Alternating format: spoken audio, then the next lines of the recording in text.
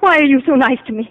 Why are you interested in me? Because I want you to feel that even if you think you did something you shouldn't have... Something I shouldn't that have? nobody here is trying to punish you for. Why do you want to make me love you? I can't love anybody. That's my paper knife, Mrs. Cunningham. Put it down, please. I can't love anybody. I can't. Do you want to hit me with that knife? No. Why? No. Oh, I don't know why. I don't know. Perhaps you'd want to hurt anybody. Anybody who tried to stop you from doing away with a day, a very important day in your life. May 12th. Oh, I don't know. It means nothing. Nothing. Unless... Unless? Oh, I don't remember. Who was with you the morning you became ill? Your husband? Oh, I have no husband. You know that. But you've told me several times that you're married. Yes. That's strange, isn't it? What's your name? Virginia Stewart. Your full name? Isn't it? No. Do you know? Of course. Tell me. Virginia Stewart Cunningham. Cunningham. Mrs. Robert Cunningham. Robert. Your husband. My husband. Isn't it better to know? Isn't it? Yes.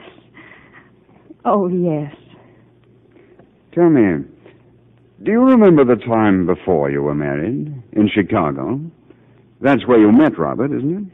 Yes, I think so. He was going to take you to a concert, but you ran away from him. I don't know what you're talking about. Well, I think we've talked enough for today. Thank you, Mrs. Cunningham. Doctor, have I seen Robert since I've been here? Your husband comes every visiting day. He wants to see you very much. Should I see him? I think so. Yes, Doctor. Let's go, Virginia. Lots to do around here, you know. Operator, this is Dr. Kick. Get me the New Alden Hotel, please, in New York. I want to speak to Mr. Robert Cunningham.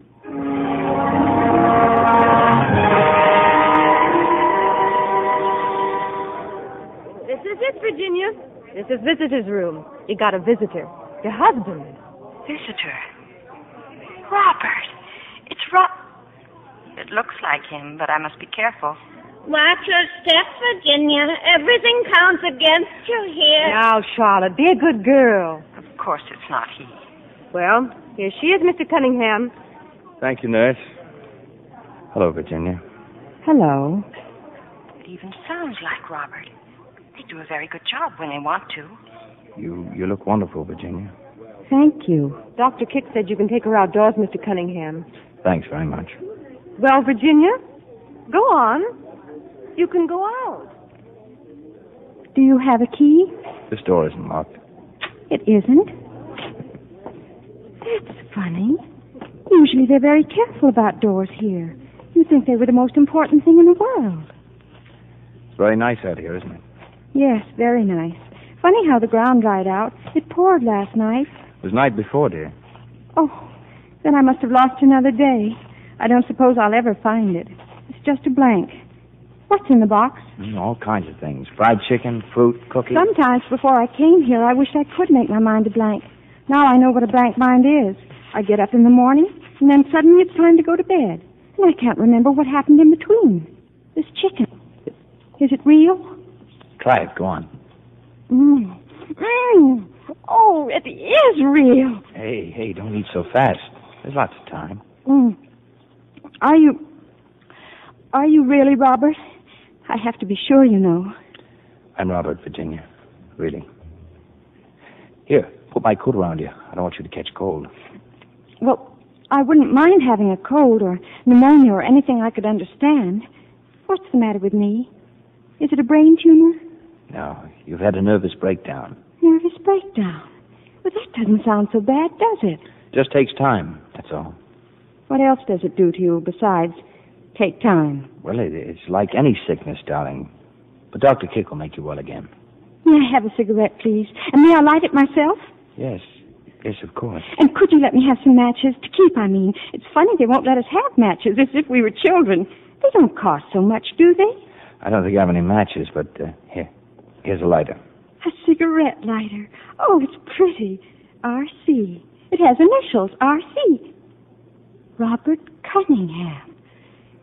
You are Robert. Virginia, what's the matter? No. Don't come near me. Virginia.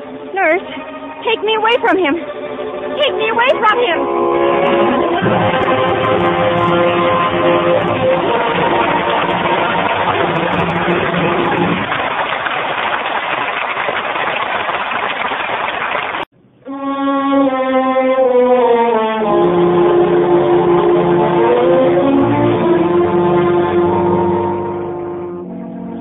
Slowly getting better.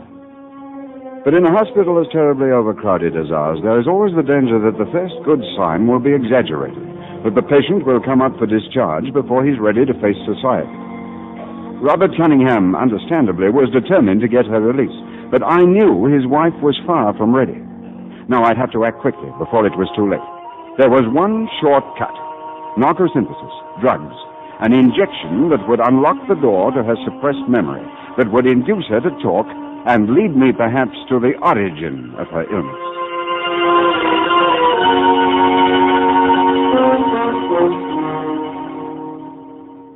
You're going to talk to me, Mrs. Cunningham. You're going to remember things.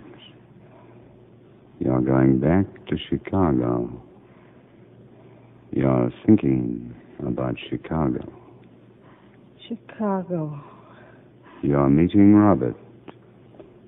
You're going to a concert. Suddenly you decide you can't go. Robert's trying to stop me. But it's late. I have to hurry. It's late. Late for what? Where are you going? I've got to go home. I have to be ready by 6:30.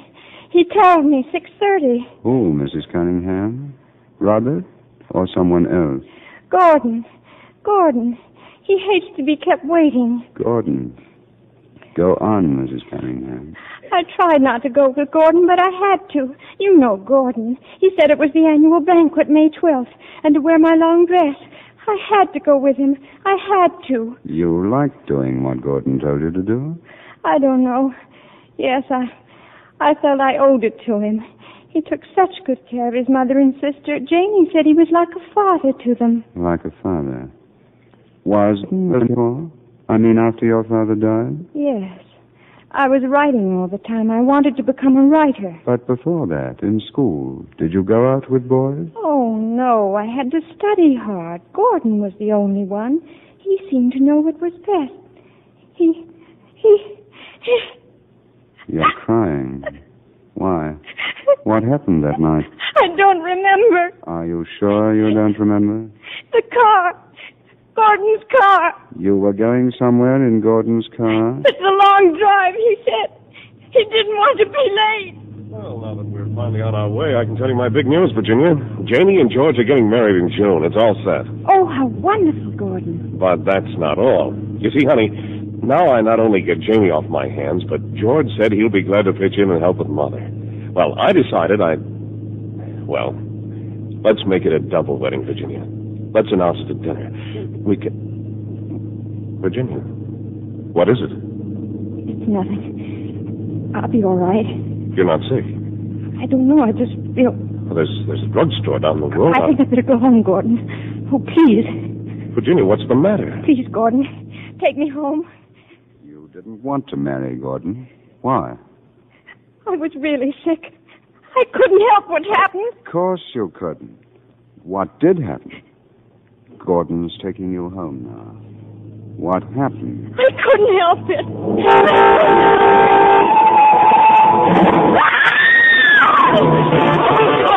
Gordon! If only I hadn't made him turn back, he wouldn't have died.